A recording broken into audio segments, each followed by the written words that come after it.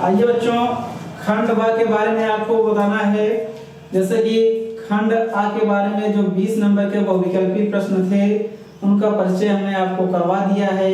जो बचे हुए हमारे खंड ब के शेष प्रश्न है हिंदी के कक्षा 10 के विद्यार्थियों के लिए, वो है बच्चा गद्य एवं पद्य हेतु निर्धारित पाठ पुस्तक से एक एक गद्यांश और एक एक पद्यांश आपको करना होगा, जिसमें ससंदर्भ सहित व्याख्या करनी होती है।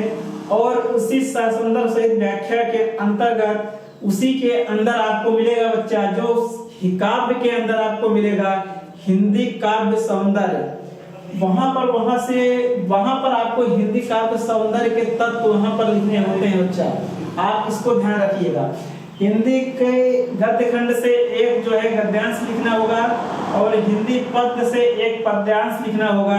हिंदी गद्यांश में संदर्भ सहित उसकी व्याख्या करनी होगी, संदर्भ प्रसंग व्याख्या, और पद्यांश में भी संदर्भ प्रसंग व्याख्या एवं उसके काव्य सौंदर्य तत्व जो होते हैं वो भी उसमें मेंशन करना होता है। आइए, संस्कृत गद्यांश से एवं पद्यांश से एक एक संदर्भ और प्रसंग व्याख्या करने को आपको मिलेगा। संस्कृत के गद्य खंड से एक जो है आपको गद्यांश मिलेगा, इसकी आपको संदर्भ और प्रसंग उसकी व्याख्या वहां पर अनुवाद करना होगा आपको। और संस्कृत के पद्य खंड से भी आपको एक जो है श्लोक मिलेगा या एक जो है वहां से पद्यांश मिलेगा, जिसकी आपको संदर्भ प्रसंग व्याख्या वहां पर भी अनुवाद करना होगा आपको हिंदी में। प्रश्न ऐसे आए बच्चा, प्रस्तुत पद्यांश का ससंदर्भ या हिंदी में अनुवाद कीजिए, प्रस्तुत गद्यांश का हिंदी में अनुवाद कीजिए। आपके सिलेबस में ऐसे करके प्रश्न पत्र में ऐसे करके पूछता है। हिंदी आइए, तीसरा जो आपका है हिंदी गद्यांश एवं पद्यांश के एक एक जीवन परिचय। ये तो एक सबसे अच्छी मुहिम है बच्चों के लिए। ये कहते हैं ना, ये फ्री के नंबर होते हैं। अगर आप थोड़ा सा प्रयास कर लेंगे ना, ये आपको फ्री के नंबर होते हैं। तीन नंबर, यानी कि 3 नंबर गद्य से एक जीवन परिचय मिलेगा आपको, 3 नंबर पद्य से मिलेगा जीवन परिचय। यानी कि गद्य खंड से एक जीवन परिचय और काव्य खंड से एक जीवन परिचय, इन दोनों को मिला करके 2 जीवन परिचय हो जाते हैं, जो कि 3 गुना 6 नंबर के आपके हो जाते हैं। एक जीवन परिचय 3 नंबर का होता है।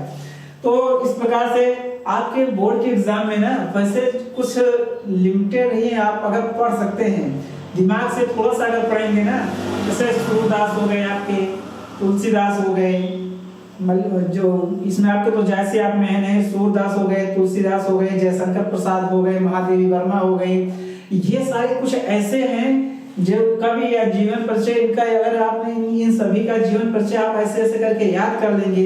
वैसे आप याद करने वाले नहीं हो, अगर याद करना होता तो आप घर पर अभी तक याद कर बैठे होंगे, या जो बच्चे इंटरेस्टेड हैं वो पढ़कर अपना वो किसी तरह से रिवाइज करके या रिवीजन करके अपना जीवन परिचय तैयार कर लिए होंगे। कितना भी आप चीजें तैयार रखो, जब तक आप बच्चे उसका पन्ना पलट कर फिर से रिवाइज नहीं करोगे, दोहराओगे नहीं, वो आपके दिमाग से धीरे धीरे चीजें स्किप कर जाती हैं। आपको यही चीज है, ये हर भी आप में भी नहीं है, हम में भी ये कमियां हैं। अगर कुछ चीज हम भी हैं, चाहे जो भी टीचर होगा, ये है कि हम लोग प्रैक्टिस करते रहते हैं, कंटिन्यू पढ़ाते रहते हैं, इसलिए चीजें रिवाइज होती रहती हैं, और वही आप लोग नहीं करते हो। कभी कभी वैसे आज लिख दिए, किताब बंद, 1 महीने बाद उठाकर देख रहे हो, चीजें ध्यान से स्किप कर गई। ये एक प्रॉब्लम स्टूडेंट के साथ, सभी स्टूडेंट के साथ होती है, कुछ एक नहीं है कहने को। संस्कृत पाठ्य वस्तु से एक श्लोक, संस्कृत जो आपके हिंदी के पीछे एक संस्कृत होता है, उसमें से आपको एक श्लोक आएगा, जो आपको एक श्लोक लिखने को आएगा, वो मैक्सिमम 2 नंबर का या 4 नंबर का होता है।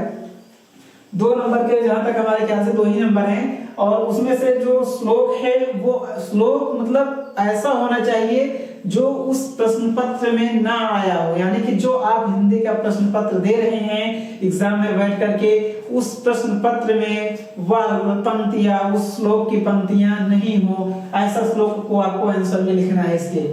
और अब बात आती है पत्र लेखन।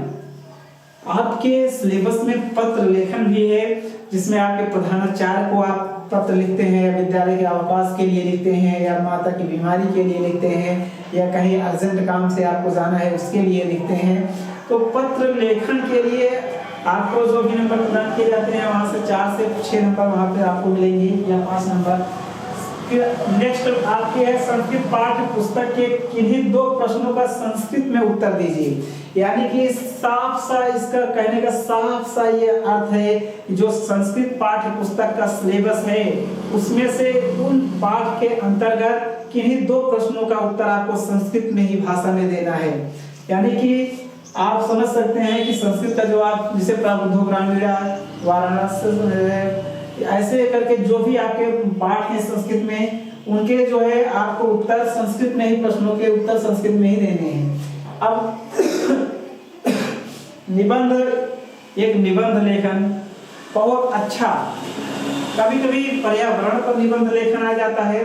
देखिए ये ऐसे नहीं बच्चा, निबंध लेखन जो होता है ना वो आपके तार्किक क्षमता को बढ़ाता है, आपके मेंटलिटी को बढ़ाता है।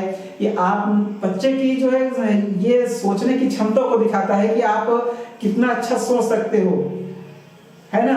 आपकी सोच कहाँ तक पहुंच रही है, आपकी थिंकिंग पावर को चेक करने का एक तरीका भी होता है। अब एक ज्योत जवाहर खंड काव्य के अंतर्गत बहुत से सारे डिस्ट्रिक्ट में खंड काव्य अलग अलग चलते हैं। कहीं आपने प्रतापगढ़ डिस्ट्रिक्ट में, ललितपुर में या अपने यहाँ मिर्जापुर में यही सब जो जवाहर खंड काव्य ही चलते हैं। तो जो खंड काव्य हम संपूर्ण पढ़ाएंगे, 1-2 नहीं पढ़ाएंगे, जितने भी मतलब यूपी बोर्ड के अंतर्गत जितने भी खंड काव्य दिए गए हैं सबको पढ़ाएंगे, क्योंकि ये ऑनलाइन प्लेटफॉर्म है।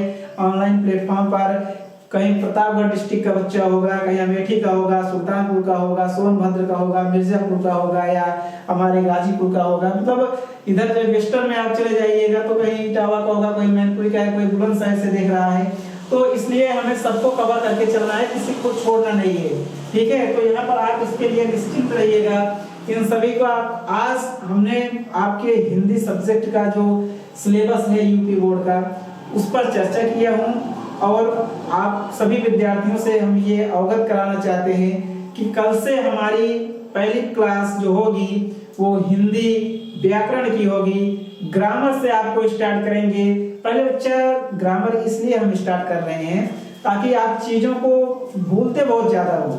अभी आपको हिंदी गद्यांश, पद्यांश और संस्कृत के व्याकरण वगैरह संस्कृत पढ़ा देंगे या संस्कृत गद्यांश पद्यांश पढ़ा देंगे, श्लोक पढ़ा देंगे, आपको धातु पढ़ा देंगे। अभी आप भूल जाओगे। अभी आप वो चीजें कंठस्थ करो जो आपको अभी पहले तैयार कर लेना है, जो फिक्स नंबर हैं। आप बताओ, आज तक बोर्ड का एग्जाम जब भी हुआ है क्या उसमें रस नहीं पूछे गए हैं, छंद नहीं पूछे गए हैं, अलंकार नहीं पूछे गए हैं, उपसर्ग, प्रत्यय, संधि, समास, ये सब जब से हमने पढ़ा है तब से लेकर के आज तक हर बार बोर्ड के एग्जाम में पूछे जाने वाले फिक्स टॉपिक हैं। इसलिए आप सभी बच्चों से हम गुजारिश करते हैं, आप सब पहले वही चीज पढ़िए जो चीजें फिक्स हैं, जिनमें कोई परिवर्तन नहीं होना है।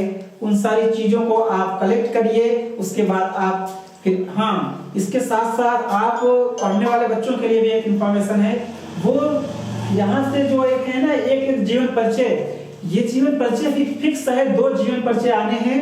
आप आज से हमारे पढ़ाने पर मत विश्वास रखिएगा तो कोई बात नहीं है।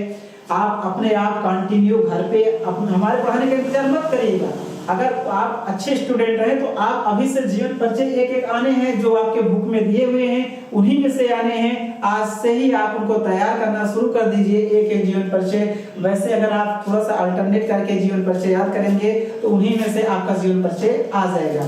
तो प्यारे बच्चों, आज हमने एजुकेशन विद सुधीर के चैनल पर आप सभी विद्यार्थियों को कक्षा 10 के हिंदी के विषय के बारे में, क्या उनका सिलेबस कैसे है, क्या क्या पढ़ना है, कैसी सारी चीजें पढ़नी है, उन सभी का डिस्कशन किया।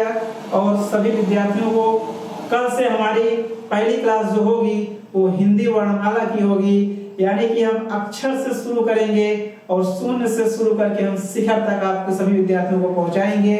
और ये हमारा ध्येय वाक्य है, 30 में 30, 70 में 65 की गारंटी हम करते हैं। बच्चा, आपको भी हमारे साथ मेहनत करनी होगी यदि आप चाहते हैं 30 में 30 और 70 में 65 की। 95 का रिजल्ट होगा, 100 भी बनता है बच्चा, लेकिन उन विद्यार्थियों का जो कि थोड़ा आप हमसे करीबी आकर के अच्छी मेहनत करते हैं। यानी कि स्टूडेंट और टीचर्स के बीच में से एक जो गुड कम्युनिकेशन होता है, उनके साथ में रह करके आप और अच्छे अधिक नंबर्स अचीव कर सकते हैं। ऑल द बेस्ट सभी स्टूडेंट्स के लिए, और ध्यान रखिएगा सब लोग खुश प्रेम स्वास्थ्य मगन मस्त रहिएगा। अगली क्लास आपकी हिंदी वर्णमाला की होगी। Thank you.